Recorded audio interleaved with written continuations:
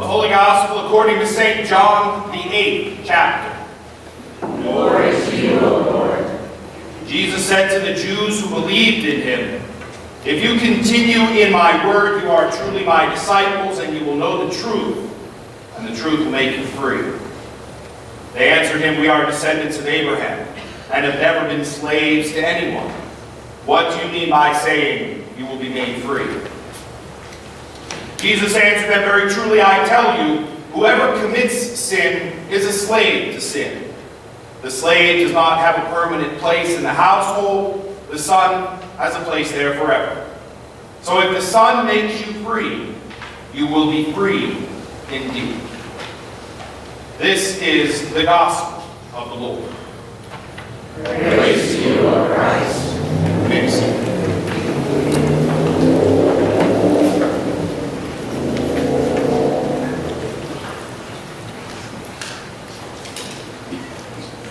Jesus said, "You will know the truth, and the truth will set you free." Powerful words from Jesus.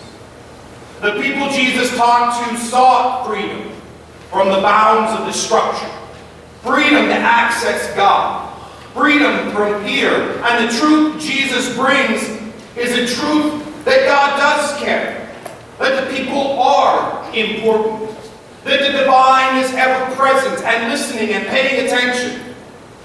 The early church was sparked by the idea of the openness to God, that the divine was immediately available, and that truth brought the cult to its knees. The very foundation of the Christian church, the faith itself, is that God is right there for us, that there is nothing that blocks us from the divine. This truth, this freedom, was ultimately usurped, and the people once again lost that access. The word was truncated, the power was centralized, and the people were enslaved through a long process of separation.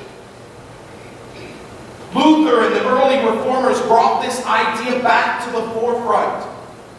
Luther resurrected Paul's understanding of grace through faith, apart from anything that we do on our own. Reformation thinking puts the work of salvation purely in the lap of God and opens the believer to knowing the truth of God, freedom and truth.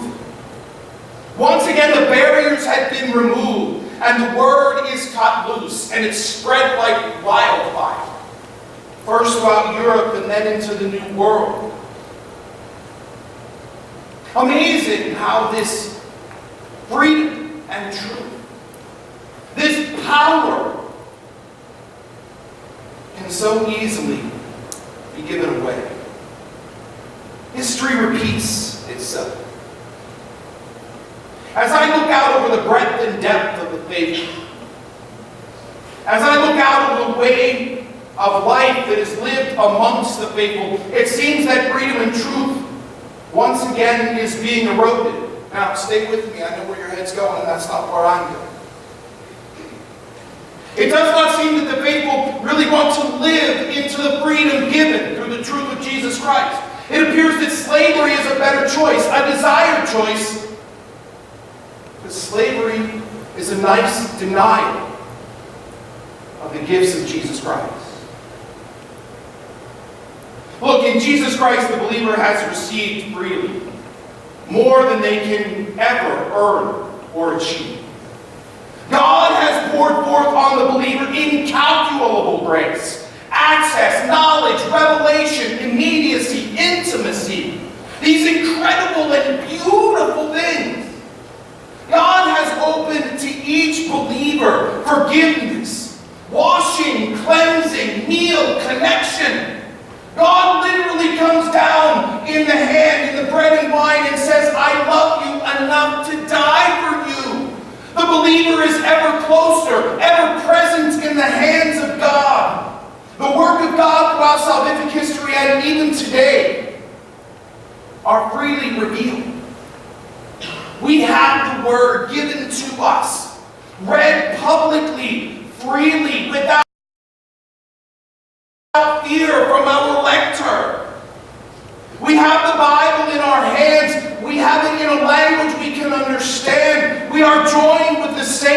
light. God has dusted off the books of heaven and the book of life. The vaults of heaven have been unlocked. The golden streets of paradise are open to even the dirtiest of feet.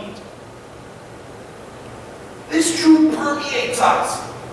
It penetrates us down to the core of our being. It flows from the cross to the empty tomb and out of the tomb to the proclamation of our hearts. It is immeasurable. It is unquantifiable. And it stands resolute above everything else. This is the truth and freedom we cling to. And yet, all too often I see the believer cast in this such awesomeness,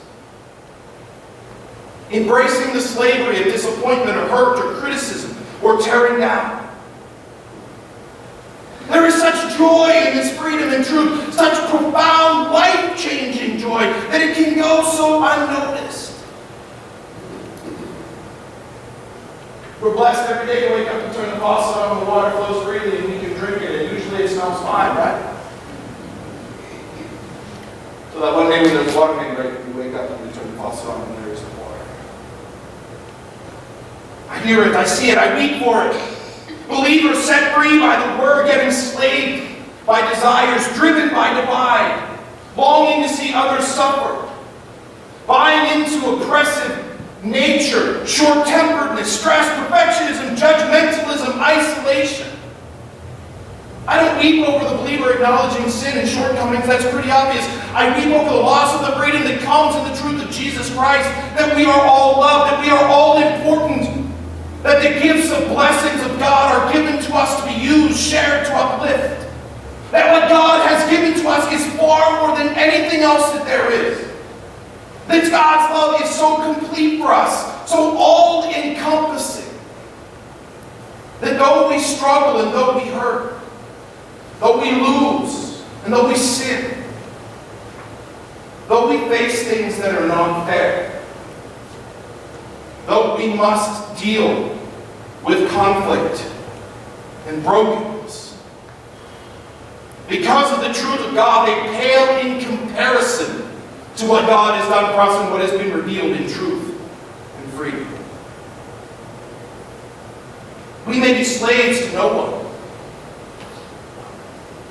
but we can be enslaved by many things. The very things that Jesus came to release us from. The continued work of Reformation is not only around theology and doctrine. It is also around the believer's understanding of the self with God and then expressing that self to others. The constant reforming of our self-narrative to accept and embrace this immense love that we have from God. To truly buy into the fact that we have meaning, we have purpose, we are loved, we do matter. God does love us and care about us and care for us. That God is watching, that God is aware, that God is active and sustaining. That Christ actually did die for us. That Christ actually gave his life for his beloved.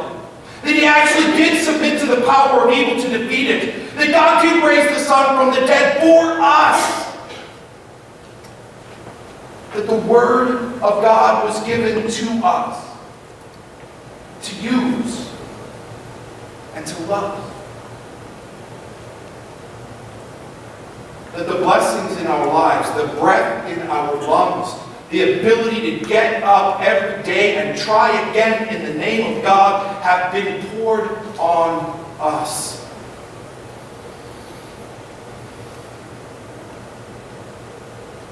This is the truth and the freedom. The freedom that can often be denied. The truth that can often be enslaved by how one can think about themselves or each other. By how one can treat the self or the other.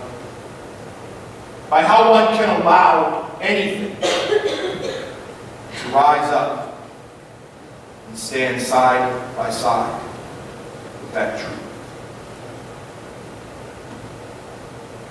It is easy. It is easier to live enslaved, build structures as enslaved, and embrace being enslaved. Because wallowing in disappointment or fear, holding on to the little things that can divide, putting heads down and trudging along in darkness, it's very tempting. There's just something about having been given everything that can make someone feel so bad, so critical of the self and others. It's not freedom. It's oppression. We come here every week. We kneel before God. We receive the meal to be set free. To be shown how important we are. To be raised up from death every day. And in the process to reform our thinking and our acting constantly and continually. Every day, Jesus reforms us over and over and over again in hopes that someday, as believers, we will truly embrace that freedom. That we are important. That we do matter. That God does care and is present. That no matter what we face, the cross and the empty tomb stand above it. For that, no matter how deep the storm is, we can be nothing but thankful. Because we have a God who reigns over all. You will know the truth, and the truth will set you free. That is the truth. And in that truth, there is pure freedom. You matter. God does care. Jesus did die for you. God rose him from the dead for you. God is ever present with you. God is paying attention to you. You are important to the one who keeps the stars in their courses and the sea from the shore. You matter to the one who took nothing and made it matter. That is the truth. That is the truth that sets us free.